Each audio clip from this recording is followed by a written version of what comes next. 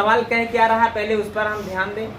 कह रहा है पार्थ ने 2 अलग अलग निवेश किए हैं, है ना। पार्थ किसी व्यक्ति का नाम है, उसने 2 निवेश किए हैं और एक निवेश पर 15% का लाभ अर्जित करता है, 15% का लाभ अर्जित करता है और दूसरे पर 10% की हानि अर्जित करता है ना। 10% की हानि होती है और यदि उनके द्वारा निवेश किए गए राशियां क्या हैं वो 3:5 के अनुपात में है, तो कुल मिलाकर के उसे कितने % की हानि होती है। सवाल यही तो कह रहा है। सवाल पर ध्यान देना। पार्थ एक निवेश करता है जिस पर 15% का लाभ अर्जित करता है, दूसरा निवेश करता है उस पर 10% की हानि होती है। यदि उनके निवेशों के अनुपात क्या है 3:5 है, तो उसे कुल % हानि कितनी होती है। तो सवाल पर ध्यान दें, यहाँ पर चाहे 3 और 5 पर और चाहे 300 और 500 भी मान सकते हो, कोई फर्क पड़ने वाला नहीं है। 300 और 500 लिखिए तब भी तो जो है कि 3:5 है। अब यहाँ पर देखें, इस पर हो रहा है उसे 15% का लाभ, माने देखो 300 500 कुल मिलाकर के उसने जमा किया है कितना 800 जमा किया। इस पर 15% का लाभ जब पा रहा है माने 115% माने बटा 100, तो कुल मिलाकर के कितना पा रहा है 345 पा रहा है। इस पर पा रहा है 10% की हानि हो रही है। 10% हानि का मतलब होता है 90% और 90% का मतलब होता है 0000 कटे 9 बचे 45 माने 450 और अब कुल मिला के हो क्या रहा है 3 4 795 795। इसका मतलब नुकसान हो गया। कितना रुपया का नुकसान हुआ 5 रुपये का नुकसान हुआ। 800 रुपया उसने जमा किया था लेकिन 795 रुपया वो पा रहा है, तो इसका मतलब 5 रुपये का नुकसान हुआ है। ये 5 रुपया कितने % के बराबर कह रहा, हानि तो हुई लेकिन कितने % की हानि हुई। तो सवाल पर ध्यान दें, ये तराजू रहा, जो कुल रुपया होता है वह 100% के बराबर माना जाता है और रुपया के नीचे रुपया रखते हैं, % अपने आप में आ जाएगा 00 से 00। अब हमको 8/5 आंसर देना है कि 5/8। तो ध्यान दें भाई, यहाँ पर 1 है और यहाँ पर क्वेश्चन मार्क्स है, क्वेश्चन मार्क्स का 8 से गुणा होगा, 8 क्वेश्चन मार्क्स होगा और बराबर 5 का 1 से गुणा होगा तो 5 1 कम 5। x का मान निकालना, ये 8 गुणे का है और इधर गया तो भाग का हो गया। जवाब रहा कितने % के बराबर 5/8% के बराबर। बोलो कोई दिक्कत हुई। फिर एक बार जान ले, पार्थ कुछ धन निवेश करता है जिस पर एक निवेश पर उसे 15% का लाभ, दूसरे पर 10% की हानि होती है। उनकी अनुपात 3:5 है। अच्छा 3:5, कभी भी अनुपात में 0 बढ़ा करके सवाल को आसान बना लिया करो, है ना।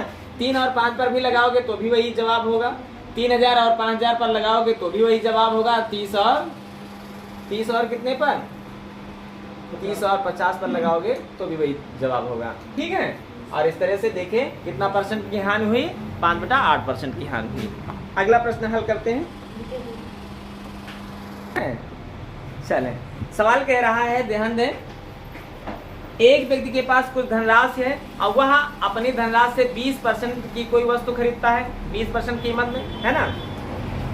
कोई वस्तु है और उसका रुपया नहीं पता है और इसकी कीमत का 20% से कोई वस्तु खरीदता है और उसके बाद जो शेष बचता है ना, उस शेष में 5% परिवहन पर खर्च करता है, परिवहन पर खर्च करता है। फिर कहता है 120 रुपया कहीं और खर्च कर रहा है। कहाँ पर खर्च कर रहा है 120 रुपया दान दे देता है ना, और उसके बाद कहता है कि 1400 रुपया बचाता है। तो परिवहन पर किया गया खर्च बताओ। देखो कुल उसकी कमाई भी पूछी जा सकती है, उसके पास कुल कितना रुपया था ये भी पूछा जा सकता है, और परिवहन पर कितना खर्च हुआ ये भी पूछा जा सकता है, और किसी वस्तु को खरीदने में कितना रुपया खर्च किया ये भी पूछा जा सकता है। लगाने तो अगर हम कह देते हैं कुल, तो कुल को एक समान करके किसी भी प्रकार से लगा सकते हैं, लेकिन हमको परिवहन वाला, तो परिवहन वाला ध्यान दो, यदि 120 रुपया दान ना दिया होता तो 1520 रुपया उसके पास हुए होते, 1520 रुपया उसके पास हुए होते। ये बात क्लियर है कि नहीं है। और 1520 रुपया कब, जब वो 5% देता है दान, तब। यहाँ पर हर जगह पर शेष के बाद हर जगह को 100% मानते हैं। यहाँ पर 100% परिवहन है और 100% में 5% उसने क्या किया, परिवहन में दान दे दिया, परिवहन में खर्च किया और परिवहन में 5% खर्च किया, तो इसका मतलब यह कितना परसेंट के बराबर है? 5% के बराबर। क्लियर है? अब हम यहाँ पर करते क्या है, सवाल कहता है कि परिवहन में किया गया खर्च बताओ, तो कितना परसेंट? 5%। और देखते हैं 5 से इसको काटेंगे 19 हो गया, और 19 अट्ठे कितना होता है? 152 होता है, 0 का 0, जवाब रहा तुम्हारा 80 रुपया। क्लियर? इसको विस्तार तरीके से लगाओगे कैसे, ये बात समझ लो। माना कि इसके पास कितना रुपया है? 100 रुपया है, यही तो कहोगे। माना कि इसके पास 100 रुपया है और इसका 20%, इसके पास जो रुपया है उसके 20% रुपयों से कोई वस्तु खरीदता है। शेष, अब शेष कितना बचा? 20%। भाई 100% कीमत, 100% में 20% खर्च करा तो बोलो कितना परसेंट? 80% है ना। अब फिर कह रहा है शेष में 5% परिवहन में खर्च कर देता है। अब ये 100% फिर हो गया, 100% हो गया, 5% परिवहन में खर्च कर रहा तो बोलो कितना परसेंट बचा? 95%। और 95%, और फिर उसके बाद 120 रुपया दान में देता है। 120 रुपया दान में देगा तो भी तो उसके खाते से जाएगा माने घटेगा, तो अब बच रहा है क्या? 1400 रुपया। ये माइनस के बराबर के उस पार जाएगा तो प्लस का हो जाएगा, और प्लस का होगा तो इसको हटाओ, यहाँ पर 1520 को रखो, और ये भी हट गया, माइनस का था उधर गया, जुड़ गया। क्लियर हुआ ना? चाहो तो 0 से 0 को काट सकते हो, है ना, और चाहो तो 5 से काट दो, 19 आ गया, 5 से काटोगे 2 आ गया, 2 से काटोगे तो 4 आ गया। सामने वाली संख्या को काट रही है, 19 अट्ठे और 0 का 0, और 4 से काटोगे 4 दूनी 8, 0 का 0, ये 100 भाग के उधर जाएगा, गुणा हो जाएगा, और गुणा होगा तो जवाब क्या रहेगा? 2000 रुपया। 2000 रुपया क्या है? उसके पास रुपया था, उसके पास 2000 रुपया था।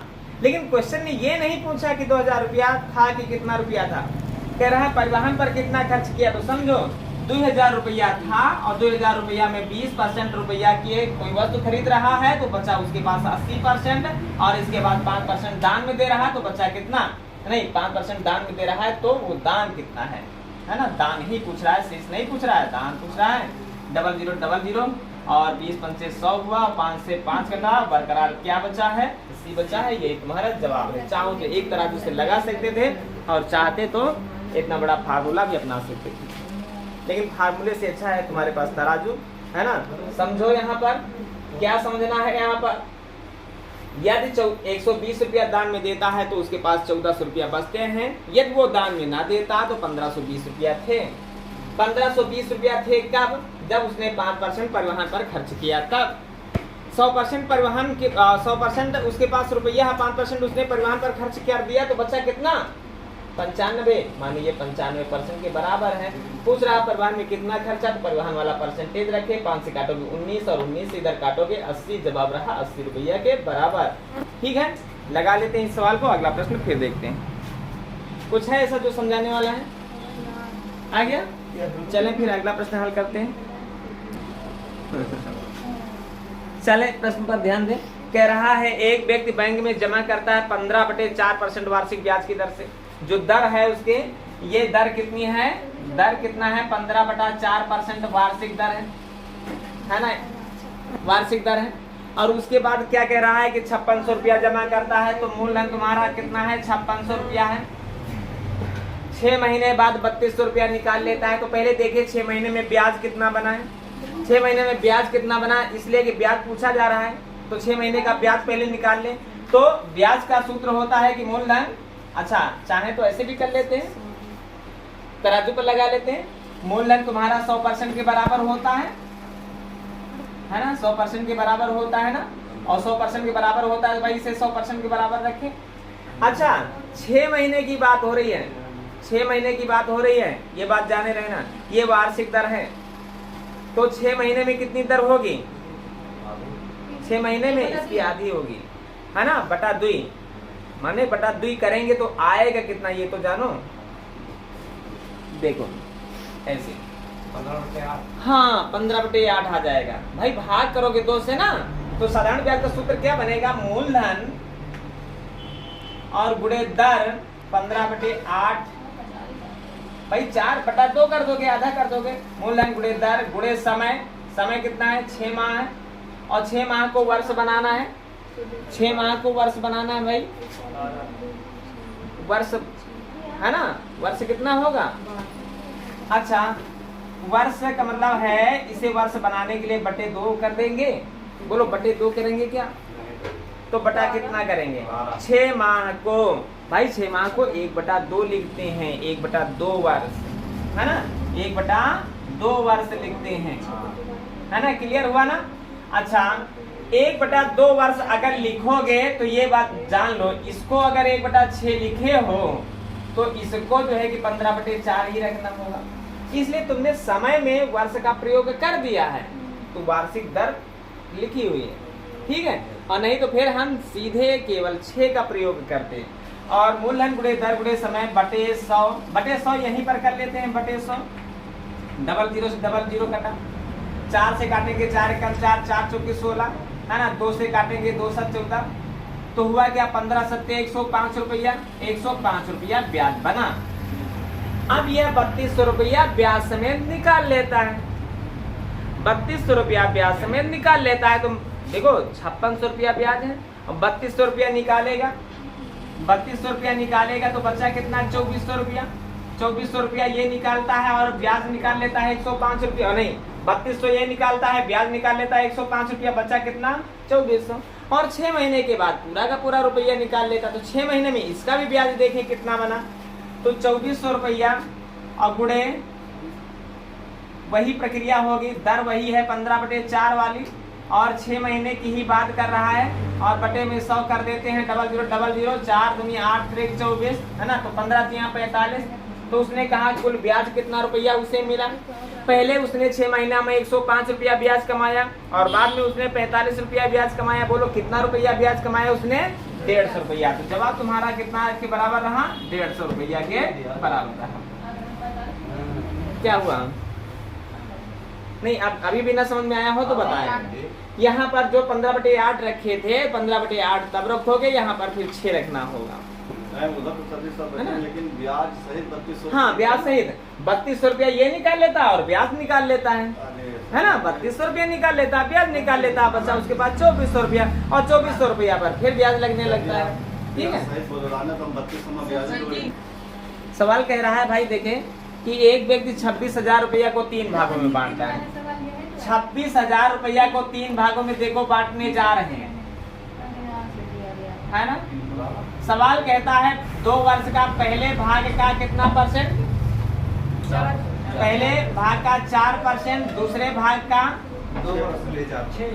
2 वर्ष का पहले भाग का 4%, दूसरे भाग का 6%, तीसरे भाग का 8%। इनका ब्याज सदैव समान, इन पर जो मिला है ब्याज वो सदैव बराबर है, ये कहता है। 2 वर्ष का कह रहा है तो 2 वर्ष सब जगह पर है, तो 2 वर्ष से हमारा क्या ताल्लुक है, हमें अनुपात पर सवाल बनाना है, सवाल पर ध्यान देना। जब हम कहे थे कल कि जब ऐसा सवाल बने और कहे ब्याज बराबर हो तो उनकी वैल्यू निकालने के लिए क्या करते हैं, पहले वाले की वैल्यू निकालना है तो पहले वाले को बंद करो, 8 छंग 48, दूसरे वाले को जानना है, दूसरे वाले को बंद करो, जो भी दिखे गुणा करो, 8 चौक 32, तीसरे वाले को जानना है तो तीसरे को बंद करो, 6 चौके 24, और यह देखो चाहो तो भाई इनको बांट रहे हैं, ये तीनों का मान है तो तीनों को जोड़ के रख सकते हैं, लेकिन छोटा कर ले ज्यादा अच्छा रहेगा। देखिए ये कट रहा है, किससे कट रहा है 8 से कट रहा है, 8 3 24, 8 चौक 32, 8 छंग 48, माने 6 4 10 3 11। अगर कहे पहला वाला मान तो यहाँ पर रख देना 6, दूसरा वाला मान कहे तो रख देना 4, तीसरा वाला मान कहे तो रख देना 3, पहले और दूसरे का योग कहे तो रख देना 10, दूसरे तीसरे का योग कहे तो 4 3 7 रख देना, किसी का अंतर कहे तो अंतर लिख देना।